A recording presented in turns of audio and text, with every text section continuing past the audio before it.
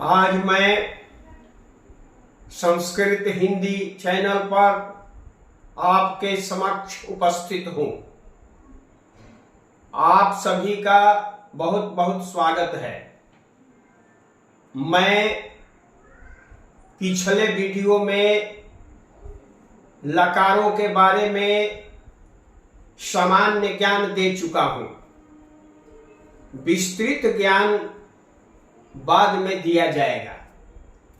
आज मैं पुनः एक विधा लेकर आपके समक्ष उपस्थित हूं। वह विधा है वाच्य। वाच्य मतलब अंग्रेजी में उसको वॉइस कहते हैं। हिंदी में या अंग्रेजी में या संस्कृत में वाच्य के अंतर्गत वाक्य आते हैं। संस्कृत में 3 तरह के वाच्य होते हैं: कर्तृवाच्य, कर्मवाच्य और भाववाच्य। हिंदी में भी 3 तरह के वाच्य होते हैं: कर्तृवाच्य, कर्मवाच्य और भाववाच्य। अंग्रेजी में 2 ही तरह के वाच्य होते हैं: एक्टिव वॉइस और पैसिव वॉइस। तो वाच्य किसको कहते हैं, इसे बच्चों को समझना चाहिए। वाच्य किसे कहते हैं? तो क्रिया के रूपांतर को वाच्य कहते हैं। क्रिया का रूपांतर का मतलब क्रिया का रूप बदलता है। जब कर्ता के अनुसार क्रिया होगी तो वह कर्तृवाच्य में वाक्य होगा। जब कर्म के अनुसार क्रिया होगी तो उसे कर्मवाच्य का वाक्य कहेंगे। जो क्रिया स्वतंत्र रूप से होगी वह भाववाच्य का वाक्य होगा। तो क्रिया के रूपांतर को वाच्य कहते हैं। जो भी हम संस्कृत में गद्य पढ़ते हैं या श्लोक पढ़ते हैं वे 3 ही वाच्य में उपलब्ध होते हैं: कर्तृवाच्य या भाववाच्य या कर्तृवाच्य, भाववाच्य और कर्मवाच्य। तो अब यहां यह बताना है कि संस्कृत में कर्तृवाच्य को आप कैसे पहचान सकते हैं। तो संस्कृत में कर्तृवाच्य जो है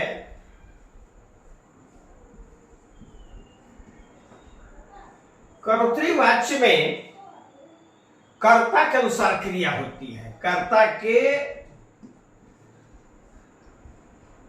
अनुसार क्रिया होती है। क्रिया होती है अर्थात जिस पुरुष वचन में कर्ता होगा उसी पुरुष वचन में क्रिया होगी। तो कर्तृवाच्य में 2 तरह के वाक्य आते हैं। एक वैसे वाक्य जिसमें कर्म नहीं रहता, और एक वैसे वाक्य जिसमें कर्म भी रहता है। जैसे मान लीजिए वाक्य है राम पढ़ता है। दूसरा वाक्य है राम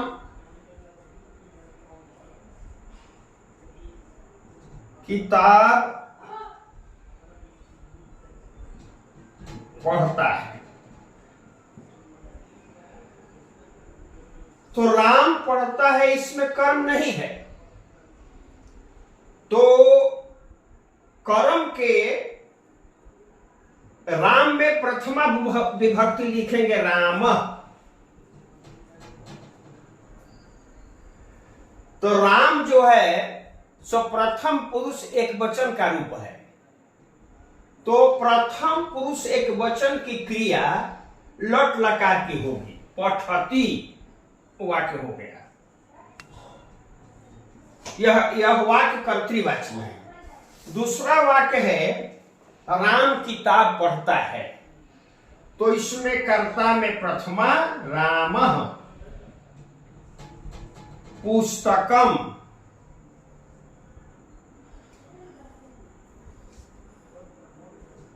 पठति। यह दोनों वाक्य कर्तृवाच्य में है। ये दोनों वाक्य कर्तृवाच्य में है। तो कर्तृवाच्य का मतलब आप अवश्य समझ गए होंगे। कर्ता में प्रथमा विभक्ति का रूप, कर्म में द्वितीय विभक्ति का रूप, और क्रिया कर्ता के पुरुष वचन के अनुसार जब होती है तो उससे कर्तृवाच्य समझा जाता है। अब कहने का भाव यह है कि कर्तृवाच्य तो आप समझ गए कि कर्तृवाच्य किसे कहते हैं। और कर्मवाच्य की बात है। कर्मवाच्य, कर्मवाच्य। तो कर्तृवाच्य के वैसे वाक्य कर्मवाच्य में बदलते हैं जिनमें कर्म हो। यदि कर्म नहीं रहेगा तो वह कर्मवाच्य में नहीं बदलेगा। और जिस कर्तृवाच्य के वाक्य में कर्म नहीं है तो अभाववाच्य में बदलेगा। तो कर्मवाच्य का क्या नियम है यह जानना होगा। जब कर्तृवाच्य के वाक्य को जिसमें कर्म है उसको बदलने के लिए कर्ता में तृतीया का रूप लिखते हैं। कर्ता में तृतीया, कर्ता में तृतीया का रूप लिखते हैं। और कर्म में प्रथमा का रूप लिखते हैं। कर्ता में तृतीया, कर्म में प्रथमा।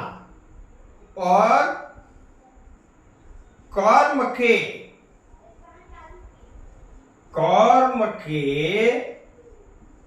पुरुष वचन,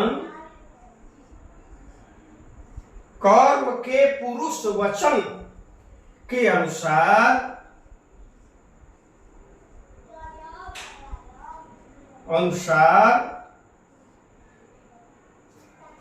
कर्म के पुरुष वचन के अनुसार क्रिया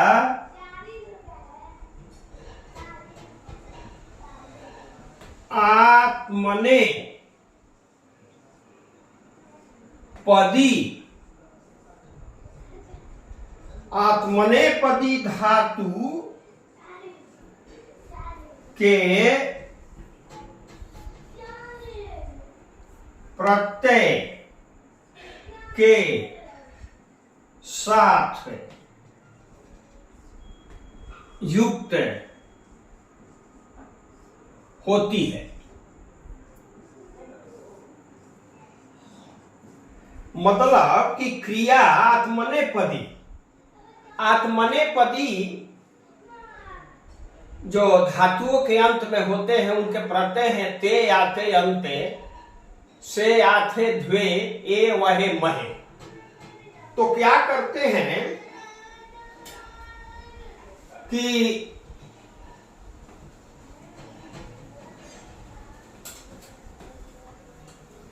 धातु में, जैसे पठ धातु है, इसमें यक प्रत्यय है, आप ते लगा देंगे तो इसका रूप हो जाएगा पठ्यते। पठ्यते इसका रूप बनेगा। यक में क का लोप हो जाता है और यह बचता है तो रूप हो गया पठ्यते। तो क्रमवाच्य में आत्मने पदी का ही रूप होता है। जैसे पठ्यते, पठ्येते, पठ्यन्ते, पठ्यसे, पठ्येथे, पठ्यध्वे, पठ्ये, पठ्यावहे, पठ्यामहे। तो मैंने लिखा था कि राम किताब पढ़ता है,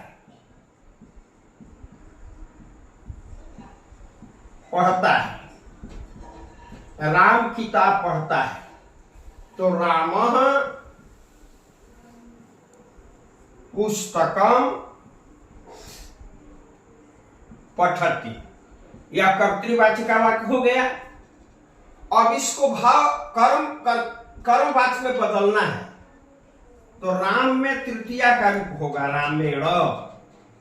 राम शब्द का रूप चलता है राम, रामौ रामा, रामम रामौ रामान, रामेण। पुस्तक जो है प्रथमा विभक्ति में भी पुस्तकम होता है, द्वितीया में भी पुस्तकम होता है। तो प्रथमा विभक्ति का पुस्तकम लिखेंगे, और पुस्तक जो है वह प्रथमा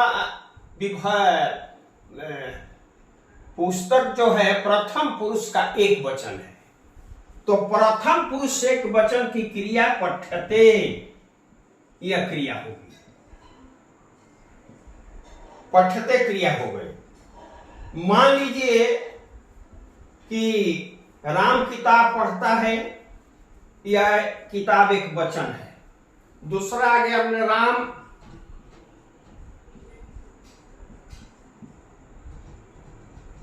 किताबें पढ़ता है, राम किताबों को पढ़ता है, इससे होगा किताबों को पढ़ता है, माने एक किताब नहीं पढ़ता है। तो इसको हम क्या करेंगे कि रामः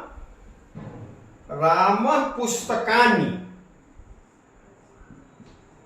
अब पुस्तकानि बहुवचन हो गया, पठति यह कर्तृवाची वाक्य हो गया। और इसको रामेण पुस्तकानि, अब यहां पठते नहीं होगा, यहां हो जाएगा पठ्यन्ते, पठ्यन्ते हो जाएगा, क्योंकि पुस्तकानि कर्म है और यह बहुवचन में है, तो क्रिया कर्म के अनुसार होती है कर्मवाची में, तो पठ्यन्ते हो जाएगा। मतलब यह है कि कर्मवाच्य के कर्ता में हमेशा तृतीया विभक्ति का रूप होता है और कर्म में प्रथमा विभक्ति का रूप होता है, और कर्म के अनुसार क्रिया होती है। जिस पुरुष वचन में कर्म रहेगा उसी पुरुष वचन की क्रिया हम लिखेंगे। जैसे मान लीजिए कि मैं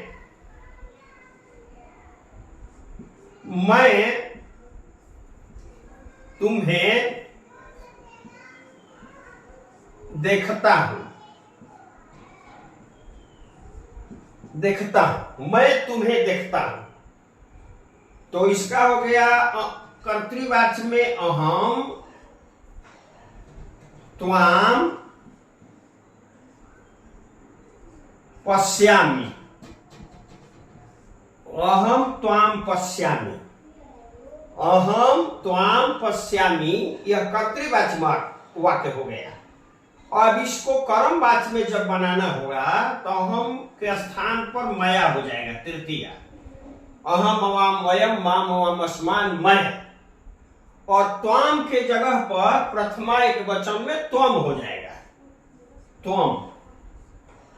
अब पश्य धातु, दृश्य जो धातु है, दृश्य धातु का पश्य रूप होता है, तो दृश्य का आत्मनेपदी दृश्यन्ते हो जाता है, दृश्यते, दृश्यते, दृश्यते, दृश्यन्ते, दृश्य, तो यहां दृश्य हो जाएगा, दृश्य हो जाएगा, क्योंकि त्वम जो है मध्यम पुरुष से एक वचन का कर्म है, तो दृश्य रूप हो गया। तो यही ध्यान देना है कि कर्म के अनुसार ही क्रिया कर्मवाची में होती है। और ये तो मैं केवल आपको वर्तमान काल में मैंने लट लकार के में बताया, और इसके और आगे भी भूतकाल में शाही अर्थ में इसका प्रयोग कैसे होता है, अभी तो लंबी प्रक्रिया है। तो मैं चाहूंगा कि थोड़ा सा आपको भूतकाल के बारे में थोड़ा बता देना चाहता हूं। लेकिन अब भाववाच्य के बारे में भी थोड़ा पहले समझ लीजिए, तब भूतकाल के बारे में बताऊंगा। और भाववाच्य में जैसे अब मैं वीडियो लंबा न हो इस कारण आज इतना ही प्रस्तुत करने के बाद मैं रोक रहा हूं। अगले वीडियो में पुनः इसके विषय में मैं बात करूंगा। आप इसे लाइक करेंगे, शेयर करेंगे, सब्सक्राइब करेंगे तो अच्छा होगा, हमारा यही आग्रह है। एक मैं प्रश्न करता हूं जिसका उत्तर भी आप कमेंट्स में दे सकते हैं। जैसे अहम पठामि, अहम पुस्तकम पठामि, तो इसका अहम पठामि किस वाच्य में होगा, अहम पुस्तकम पठामि यह किस वाच्य में होगा, आप बताने की कोशिश करेंगे। अभी तो इस पर पूरा विचार नहीं हुआ है, अभी बहुत कुछ बाकी है, क्योंकि भूतकाल में बताना है, चाहिए के अर्थ में भी बताना है, तो बहुत कुछ अभी बताना है। इसलिए मैं यहीं अपनी वाणी को विराम देता हूं। बहुत बहुत धन्यवाद।